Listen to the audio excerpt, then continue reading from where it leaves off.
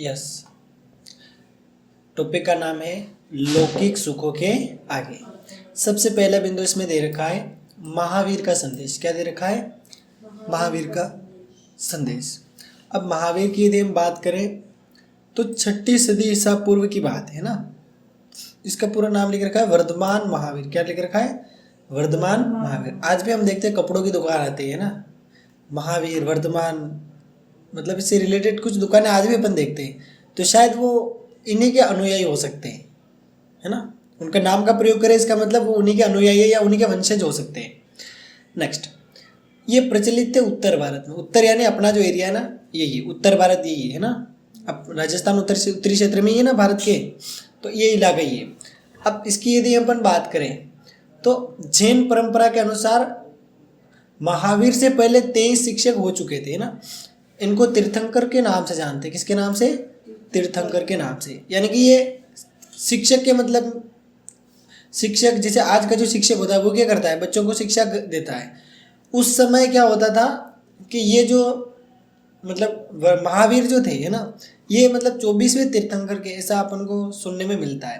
तो ये क्या करते थे? ये भी एज ए टीचर ही थे, लेकिन इनको इनकी भाषा में तीर्थंकर के नाम से जाना जाता था। करते क्या थे? अपने जो भी इनका धर्म था उसका प्रचार करते थे, सभी में ये चीज़ें पहुंचाते थे। जो इनकी बातों से सहमत होता वो इनका धर्म स्वीकार कर लेता, इनका अनुयायी बन जाता। आज के समय कैसे अनुयायी होते हैं? आज के समय अनुयायी होते हैं क्या? नहीं होते नहीं। जैसे नॉर्मली कोई नॉलेज देता है, कोई काम की चीज़ बताता है तो हम उसके अनुयायी हो जाते हैं।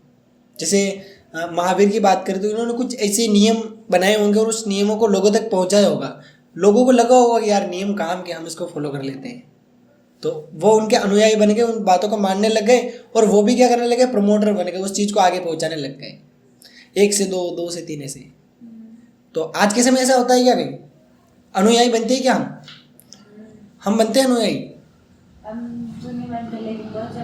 कौन? तू अनुयायी है किसी की? किसकी? किसकी? अच्छा, तेरे कोई फॉलोवर है? वो सारे तेरे अनुयायी है। कोई अपन को फॉलो क्यों करता है? क्योंकि वो अपन को पसंद करता है, सीधी सी बात। अगर ऐसा नहीं होता तो एक ही आदमी के अनलिमिटेड हो सकते थे, लेकिन सभी के लिमिटेड होते हैं। कुछ अनुयायी ऐसे या कुछ शिक्षक ऐसे हैं जिनको बहुत कम फॉलो करते हैं, और कुछ शिक्षक ऐसे हैं जिनको बहुत ज़्यादा लोग फॉलो करते हैं। यहाँ पे शिक्षक का मतलब ये हुआ, मतलब कोई पर्टिकुलर आदमी, ठीक है, सेलिब्रिटी होते हैं, उनको बहुत ज़्यादा लोग फॉलो करते ही नहीं करते।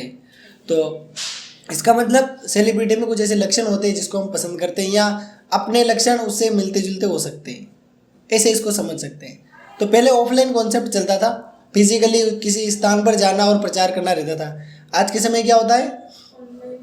आज के साल ऑनलाइन ही फॉलो कर लेते हैं, ठीक है। मोदी जी प्रधानमंत्री तो सभी जने उनको फॉलो कर रहे हैं। एक ऑर्डर उन्होंने कुछ भी डाला तो सारे देख लूँगा, और ये हो गया, ये हो गया, ये बात है। कोई किसी पार्टी से जुड़ा हुआ है तो वो क्या है? उस पार्टी का अनुयायी है या उसको फॉलो करता है, उसके नियम और सिद्धांत उसको अच्छे लगते हैं। ये कॉन्सेप्ट है। समझ में आया कि नहीं? नेक्स्ट, इसी में वापस आ जाता है टॉपिक में। अब पुराने समय में ये जो शिक्षक थे, इनका टारगेट क्या था? जीवन को सफल बनाना। क्या करना? आज के समय तो ये इसके महत्व को कोई समझते ही नहीं है। मतलब जीवन को कैसे सफल बनाया जाए, हम मतलब कैसे अपन अपने कर्म सही तरीके से करें और एक मतलब सफल जीवन अपन प्राप्त कर सकते हैं, इसके बारे में आज कोई सोचते ही नहीं है। तो चल रही है ज़िंदगी, हो रहा है, चल रहा है, मस्त है ना। अच्छे कर्म कर रहा है, बुरे कर्म कर रहा है, कोई दिक्कत नहीं, बस कर रहा है, जीवन जी रहा है। वो ऐसे सोचता है मर जाएंगे, हो जाएगा नहीं। मतलब एक सफल जीवन के बारे में आज बहुत ही कम लोग सोचते हैं। पहले ये जो अनुयायी थे, इन्होंने इस चीज़ को बहुत ज़्यादा एक लेवल पर पहुंचा दिया था। अभी आएगा तेरे सामने, देखना। ये जैन दर्शन, कौन सा दर्शन? जैन दर्शन क्या मानता था? ये ऐसा मानता था कि पत्थर, चट्टान और जल, इनमें भी जीवन होता है। इनमें भी क्या होता है? जीवन। यानी कि एक भावनात्मक रिलेशन बता रहा है ये। इसके अलावा बोल रहा है कि जीवों के प्रति हमें हिंसा नहीं करनी चाहिए। जैसे एक इंसान को मारता है तो मतलब एक तकलीफ महसूस होती है, जिसको कोई सज़ा मिली होती है उसको तकलीफ महसूस होती है। जैसे एग्जाम्पल के लिए 2 जने झगड़ी रहे, एक जने के सिर पे लग गई तो दूसरे जो आदमी होते हैं उनको अफसोस होता है, अरे यार उसके वहाँ लग गई। तो ये भावनात्मक व्यवहार होता है लोगों से लोगों के बीच। लेकिन ये जो लोग थे, जैन धर्म के लोग, ये क्या करते थे कि किसी जानवर, पेड़ पौधे, इनके प्रति भी यदि कोई हिंसा कर रहा है ना, तो भी मतलब इनको दुख तकलीफ होती थी। जैसे कोई जानवर को भी मार रहा है तो इनको दुख तकलीफ होती है कि भाई ऐसा मत करो। ये इस बात पर विश्वास करते थे, यानी कि ये अहिंसा पर विश्वास करते थे। एक लाइन में लिखना है, एक लाइन में क्या लिखेंगे, अहिंसा पर विश्वास करते थे। जानवरों से और पेड़ पौधों से भी ये क्या करते थे, प्रेम भाव से रहते थे। कीड़े मकोड़ों को भी ये नहीं मारते थे। ये सारी चीज़ें इस धर्म की मतलब मेन कुछ नियम थे, है ना, जो किसी एक व्यक्ति ने शुरू किए होंगे और उसके 23 अनुयायी हो गए और 24वें कौन थे, महावीर। यहाँ तक समझ में आ गया कि नहीं आया? नेक्स्ट, जन्म और पुनर्जन्म को भी ये मानते थे। ये ऐसा बोलते थे कि भाई जब तक तुम अच्छे कर्म नहीं करोगे तब तक इस चक्र में तुम फंसते जाओगे। यानी कि इस जीवन में तुमने कुछ अच्छा काम नहीं किया तो वापस दोबारा जन्म लेना पड़ेगा, दोबारा कुछ अच्छा करना पड़ेगा, बार बार जन्म लोगे मरोगे, जन्म लोगे मरोगे। इस चक्र से अगर तुम्हें आज़ाद होना है तो तुम क्या करो बताओ, त्याग करो, तपस्या करो, या कुछ इन नियमों की पालना करो, ताकि क्या होगा, तुम इस चक्र से मुक्त हो जाओगे। ये बात कौन कहता है, जैन धर्म। क्लियर बिल्कुल। ये कुछ नियम थे इससे संबंधित। अब 5 व्रत इसमें होते हैं। कितने व्रत, 5 व्रत। कौन कौन मानता है, साधु और साध्वी। साध्वी यानी ये स्त्रियों से संबंधित है ना, साध्वी जी ऐसे बोलते हैं ना, जो भी स्त्रियां इस धर्म को स्वीकार कर लेती है उससे संबंधित है। इसमें व्रत किया गया था, सुनो, पहला है हत्या न करना, यानी कि किसी की हत्या नहीं करनी चाहिए, चाहे जानवर हो चाहे इंसान हो, कोई भी हो। दूसरी बात है चोरी नहीं करनी चाहिए, बिल्कुल सही बात है। तीसरा है झूठ नहीं बोलना, इसलिए मैं बोलता हूँ झूठ नहीं बोलना है, बिल्कुल मारता नहीं हूँ मैं, कोई बात नहीं, पर झूठ मत बोलो। अगला है ब्रह्मचर्य, है ना, ब्रह्मचर्य। और लास्ट है धन संग्रह न करना। धन संग्रह मत करो, वितरित कर दो, ऐसे कहना चाहता है। हाँ, अपने रिसोर्स के लिए यूज़ करो, मतलब जो भी सुविधाएं चाहिए उसके लिए प्रयोग करो, लेकिन उसका पूरे जीवन में उपयोग करोगे। जैसे मान लेते हैं कोई आदमी, उसने पूरे जीवन धन का कलेक्शन नहीं किया, बैंक खाता फुल कर लिया, है ना, और न ढंग के कपड़े पहने, न कहीं घूम फिर सका, नहीं कुछ किया, जीवन का आनंद कभी लिया ही नहीं। और जब वो यहाँ से जाएगा तो उसके साथ धन थोड़ी जाएगा, वो तो यहीं रह जाएगा। तो सबसे अच्छी बात है कि एक सफल जीवन जियो, आराम से मस्त रहो, जो सुविधा है उसमें खुश रहो, और जो जिस चीज़ की तुम्हें ज़रूरत है वो पूर्ति करो, आवश्यकता की पूर्ति करो। अधिक चीज़ें नहीं चाहिए तो कोई बात नहीं, जैसे ऐसी नहीं ला सक रहे कोई बात नहीं, पंखा लगा दो, सुविधा चाहिए ना। ऐसे थोड़ी सुविधा हाई क्वालिटी की चाहिए या लो क्वालिटी की, ऐसे कह सकते हैं। ठीक है, किसी के पास ब्लैक बोर्ड है तो वो ब्लैक बोर्ड पे आराम से पढ़ा सकता है, वाइट बोर्ड है तो वाइट पे पढ़ा सकता है, और डिजिटल है उस पर ही क्या कर सकता है, पढ़ा सकता है। कुछ नहीं है तो कॉपी में भी पढ़ा सकता है। उद्देश्य की पूर्ति तो सभी में हो रही है ना, तो बिल्कुल यहाँ पर भी ये इन्हीं चीज़ों को क्या करते हैं, कहते हैं। नेक्स्ट पेज पर आ जाओ। अगला टॉपिक बिंदु दे रखा है इसमें, बुद्ध और ज्ञान की खोज, है ना। क्या दे रखा है, बुद्ध और धर्म का विस्तार। ये पढ़ लेते हैं, चलो थोड़ा सा देख लेते हैं इसको। अंतिम बिंदु देखें, है ना, चलो देख लेते हैं।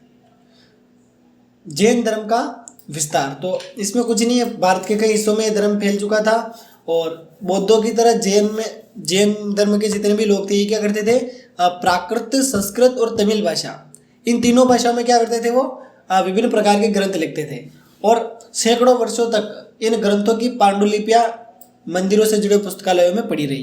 क्लियर बिल्कुल। यानी कि जो भी ये ज्ञान देते थे या जो भी इनके नियम थे वो सारे क्या करते थे, अलग अलग भाषा के ग्रंथों में लिख देते, ताकि भविष्य में भी क्या हो, एक पुस्तकें जो है उनके प्रचार प्रसार कर सके। जैसे एग्जाम्पल के लिए अपन ने यहाँ कुछ नियम बना रखे हैं, जैसे मैंने बोला मैंने 7 नियम बना रखे हैं और उन नियमों की तुम्हें पालना करनी है। एक बार नियम बना लिए, अब जितने भी नए स्टूडेंट आएंगे उनको सब क्या करना पड़ेगा, नियमों की पालना करनी पड़ेगी। तो मैंने क्या किया, वेबसाइट पे एक पेज बना दिया और उस पर सारे नियम लिख दिए। अब कोई भी आएगा उसको बोलेंगे भाई ये देख ले, ये 7 नियम है, ऑटोमेटिकली देख लेगा हाँ यहाँ पे 7 नियम है ये। तो कहने का मतलब ये नियमों की पालना ऑटोमेटिक हो जाती है। नियम एक बार बना दिए जाते हैं, संशोधन समय समय पर होता है, संविधान में होता है तो नियमों में तो होता ही है। कुछ नई चीज़ लागू करते हैं, पुरानी चीज़ अपन हटा देते हैं, ऐसे। बस ये चीज़ें, इसमें ज़्यादा कुछ इंपॉर्टेंट है नहीं, जो था वो बता दिया। 5 व्रत याद रखना कुल मिला के, रख लेगी कि नहीं। नेक्स्ट अगला बिंदु है बुद्ध और ज्ञान की खोज। अगला बिंदु कौन सा है, बुद्ध और ज्ञान की खोज। अब इसमें दे रखा है बुद्ध उस युग के सबसे प्रभावशाली शिक्षकों में एक थे, यानी कि बुद्ध भी इससे संबंधित थे। सैकड़ों वर्षों के दौरान उनके संदेश पूरे महाद्वीप में और उसके बाद कहाँ पर आए, मध्य एशिया में, जैसे चीन, कोरिया, जापान, श्रीलंका और म्यांमार, थाईलैंड और इंडोनेशिया तक इनके जो विचार थे वो पहुंच गए थे, ऐसे कह सकते हैं। बुद्ध की शिक्षाओं के बारे में अगर हम बात करें तो यहाँ पर परिश्रम से मतलब विभिन्न प्रकार के ग्रंथ संग्रहित कर रखे, उसमें सब कुछ बता रखा है। जैसे जीवन काल के बारे में कि उनका चरित्र किस प्रकार का था, ये सारी जानकारी उन्होंने विभिन्न प्रकार के ग्रंथों से एकत्र की है। नेक्स्ट, बौद्ध के कई ग्रंथ थे उससे जीवन से संबंधित, वो 100 वर्षों बाद तक भी लिखे गए थे उसके।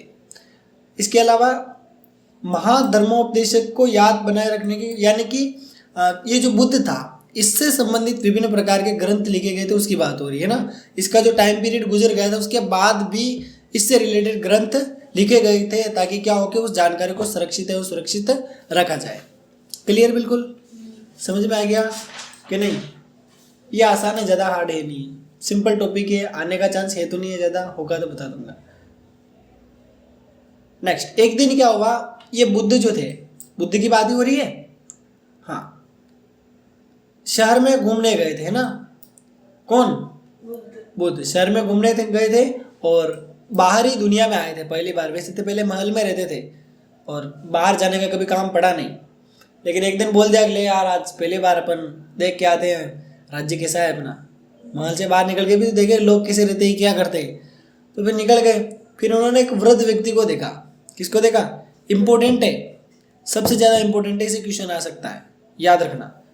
एक बीमार को देखा जो बीमार था, किसी बीमारी से पीड़ित था, और लास्ट में इन्होंने देखा एक लाश को।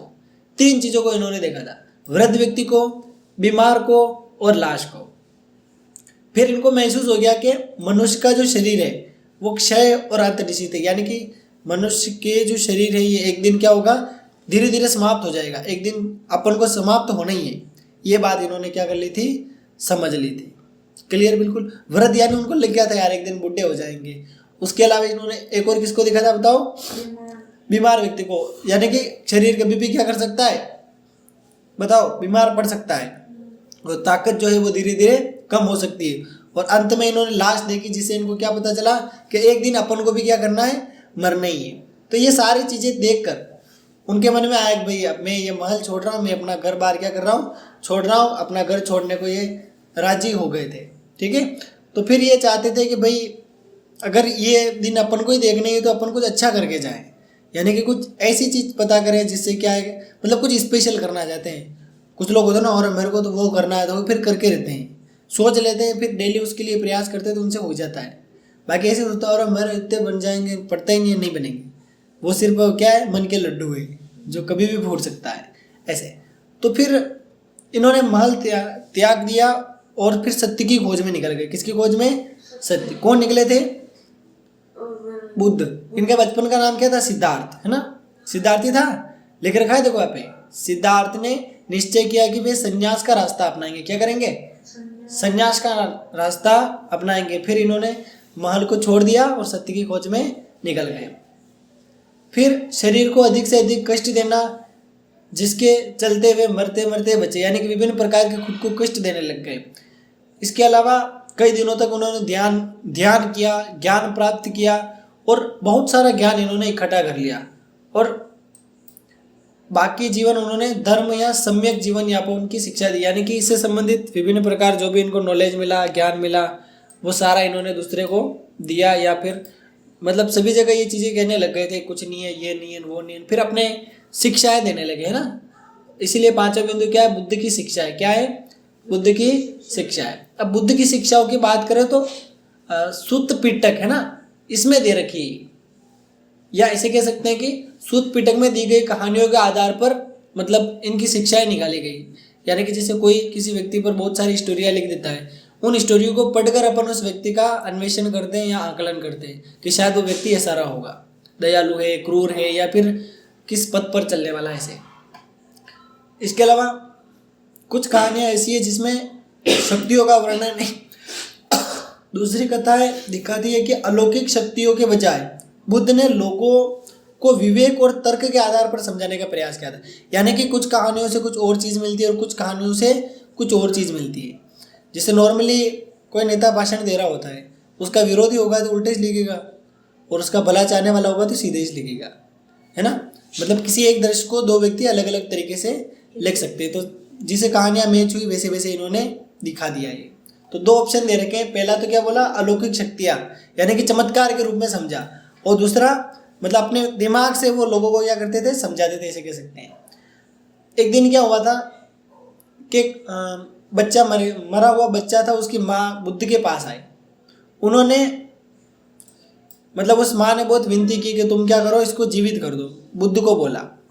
तो बुद्ध ने उसको समझा दिया कि एक दिन मृत्यु होनी है, कोई भी हो, मृत्यु क्या है, होनी है, तो रोने से कोई मतलब नहीं है। ये बात किसने कही थी, बुद्ध ने उस महिला को अच्छे से समझा दिया था। तो इस प्रकार की कुछ कथाएं हैं बुद्ध से संबंधित, जो लोग सुनते हैं, समझते हैं और उनके अनुयायी बन जाते हैं, और उनको सच में अच्छा फील होता है ना। मतलब ये धर्म उनको अच्छा लगता है, कुल मिला के ऐसे कह सकते हैं। और मतलब ये शिक्षा ऐसी थी जो लोगों तक पहुंची, और इससे शायद लोगों को कोई न कोई फायदा हुआ होगा, तभी उन्होंने क्या किया, इन चीज़ों को अपना लिया। बौद्ध दर्शन की यदि हम बात करें तो ये लगातार बदलता रहा, और इसमें बता रखा है कि यह आत्मा विहीन है, क्योंकि यहाँ कुछ स्थायी और शाश्वत नहीं है। मतलब विश्व की बात हो रही है, किसकी बात हो रही है, दुनिया बदलती रहती है, नई चीज़ें आती रहती है, पुरानी क्या होती है, छूटती रहती है। आज भी अपन देखते हैं, लगभग 20 साल पहले ही चले तो कितनी टेक्नोलॉजी बदल चुकी है। 20 साल पहले लाइट की व्यवस्था नहीं थी, इसके अलावा मतलब डिजिटल रूप में कोई चीज़ नहीं थी। मात्र पिछले 7 या 8 सालों में कितने चेंजेस हो गए हैं। हर व्यक्ति के पास एक एक दो दो स्मार्टफोन है। इसके अलावा कितने इंटरनेट की टेक्नोलॉजी बढ़ चुकी है, संसाधनों की टेक्नोलॉजी बढ़ चुकी है, हर एक चीज़ डिजिटल हो चुकी है। पहले क्या था, कुछ नहीं था। 14 से पहले तो आधार कार्ड भी नहीं थे, अपनी पहचान के लिए कुछ नहीं था, सिर्फ वोटर आईडी थी मेरे हिसाब से। वोटर आईडी चुनाव से संबंधित, क्योंकि चुनाव 47 से लगे ना, संविधान बना उसके बाद। हाँ, और तेरे को ही पता है जब ये चुनाव शुरू कराए गए थे, तब फलाना की भाई, फलाना के पापा हैं, हाँ हाँ।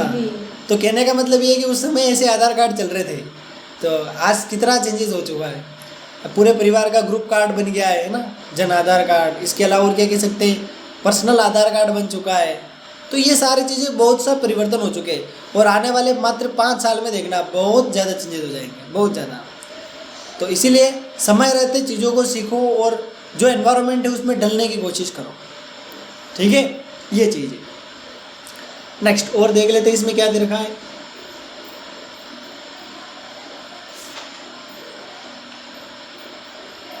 दुनिया से मुक्ति पाने का तरीका बता रहा है ना, कि किस प्रकार अपन दुनिया से मुक्ति पा सकते हैं। आज नहीं हुआ, कभी भविष्य की बात कर रहा है। नेक्स्ट इम्पोर्टेंट है थोड़ा सा। बुद्ध मानते थे कि समाज का निर्माण इंसानों ने किया। किसने किया है, इंसानों ने, न कि ईश्वर ने। ये ईश्वर पर विश्वास नहीं करते थे शायद। इन्होंने बोला कि राजाओं और गृहपतियों को दयावान और आचरणवान होने की सलाह दी, यानी कि जो भी राजा होते हैं या जो गृहपति होते हैं उनको क्या है, मतलब एक अच्छा बिहेव करना चाहिए।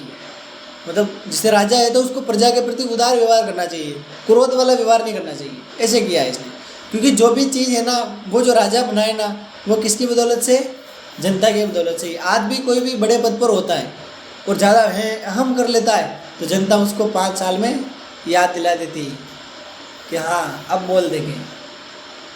अभी बोला ना, एग्जाम्पल देखा यहाँ पे कि आपके ये बना देंगे, वो कर देंगे। तूने बोला था या किसने बोला था? हाँ, तो अभी कितने झुक रहे हैं, और जैसे चुनाव हो जाए फिर देखना, अरे साहब सही कर दो, नहीं टाइम नहीं है अभी, देखना तुम। हाँ, तो वही बात तो बता रहा हूँ मैं। तो कहने का मतलब ये कि ये समय के साथ बदल जाते हैं लोग, समय के साथ। अभी क्या है कि उनका समय है, अभी किसका समय है, उनका, इसीलिए वो इतने विनम्र है। और जस्ट चुनाव होते ही 3 तारीख को रिजल्ट आएगा और 6 तारीख को देखना, 2 दिन तो जश्न मनाएंगे, फिर देखना अरे साहब मेरे यार ये करना है, साइन करना है, अभी नहीं 10 दिन बाद आना, अभी हमारी मीटिंग है, यूँ है। बहुत सारे ऐसे होते हैं और नेचुरली ऐसा होता है।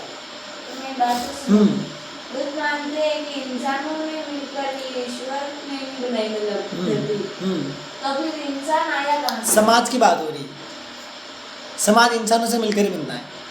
समाज इंसान हाँ, से बनता है। अपन एक ही जाति के लोग मिलकर समाज बनाते हैं ना, अलग अलग जाति के लोग मिलकर अलग अलग समाज बनाते हैं, ऐसी बात है। तो समाज किससे मिलकर बना है? लोगों से मिलकर बना है ना। आप ऐसे बोलते हैं ना समाज में जाना है, वहाँ जाना है, तो एक एक व्यक्ति मिलकर समाज का निर्माण कर रहा है कि नहीं कर रहा है? तो फिर अब क्या समझना है इसमें? अरे कर रहे विश्व की बात कर ही नहीं रही, विश्व की बात नहीं कर रहे, समाज की कर रहे।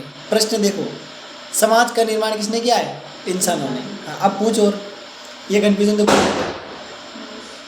हैं, बस आगे बढ़े थोड़ा सा। ये तो कुछ पढ़ी। हाँ, ये यहीं तक ही पढ़ रहे हैं आज। इसके अलावा व्यक्तिगत प्रयास से सामाजिक परिवेश को बदला जा सकता है, यानी हर एक व्यक्ति अपने में परिवर्तन करे या चीज़ों को समझे, माने, नियम कानूनों को, तो आराम से पूरा समाज बदल जाएगा। यदि हर एक व्यक्ति ये सोच ले कि यार समाज को नशा मुक्त करना है और खुद नशा नहीं करे, हर व्यक्ति इतना सा सोच ले खुद नशा नहीं करना है, तो ऑटोमेटिकली समाज सुधर जाएगा पूरा। हर स्टूडेंट ये सोच ले कि यार मेरे को पढ़ाई करनी है, जिसे गाइड करेंगे वैसे काम करूँगा, ऑटोमेटिकली पूरा एजुकेशन सिस्टम सुधर जाएगा। हर एक स्टूडेंट सोच ले कि मेरे को मतलब अगर मैं किसी सेवा के पद पे जाऊँगा तो मैं सारा काम बिल्कुल ईमानदारी से सही करूँगा, है ना, और हर एक काम को सिस्टमेटिक तरीके से करूँगा, तो वैसे पूरा जो सिस्टम है वो सुधर जाएगा, है ना। पूरे अधिकारी सारे सुधर जाएंगे, अच्छे अधिकारी निकलेंगे। और वैसे झूठेड़े मुठेड़े आ गए तो फिर कुछ नहीं होना है, सीधी बात है। नेक्स्ट, कुछ और चीज़ें बहुत काम किए। बुद्ध ने जन्म मृत्यु के चक्र से मुक्ति, आत्मज्ञान और निर्वाण के लिए व्यक्ति केंद्रित हस्तक्षेप और सम्यक कर्म की कल्पना की। यानी कि अगर इस जन्म मृत्यु के चक्र से मुक्त होना है, खुद को मतलब अपने में नॉलेज बढ़ाना है या चीज़ों को ज़्यादा से ज़्यादा समझना, अंडरस्टूड करना है और संसार से मुक्ति पानी है, तो क्या करो, मतलब खुद कोशिश करो, सब कुछ खुद से ही होगा। इसीलिए इन्होंने अपने शिष्यों को बोला था, तुम सब अपने लिए खुद ही ज्योति बनो। क्या करो, तुम सब अपने लिए खुद ही क्या बनो, ज्योति बनो, क्योंकि मुक्ति का रास्ता तुम्हें खुद को ढूंढना है, कोई दूसरा बताने नहीं आएगा। जैसे एक उदाहरण आज की प्रेफरेंस में ले लेते हैं, किसी को पास होना है किसी भी क्लास में, खुद पढ़ेगा तो होगा ना, खुद पढ़ेगा तो ही तो होगा ना, खुद पढ़ेगा ही नहीं तो कहीं पॉसिबल नहीं उसका पास होना। तो ये बात बुद्ध ने अपने शिष्यों से कही और मैं भी तेरे को ये बोल रहा हूँ, खुद पढ़ना है और डेली प्रयास करने हैं, इससे क्या होगा, एक बेस्ट रिजल्ट निकल के आएगा। क्लियर बिल्कुल। अगला टॉपिक है बुद्ध के अनुयायी, इस टॉपिक को हम पढ़ेंगे कल। बाकी मैं तो और खींच सकता हूँ पर आज तो मना कर रही है और 22 मिनट भी हो चुके हैं कल की तरह, तो अब आगे की जानकारी हम पढ़ेंगे कल।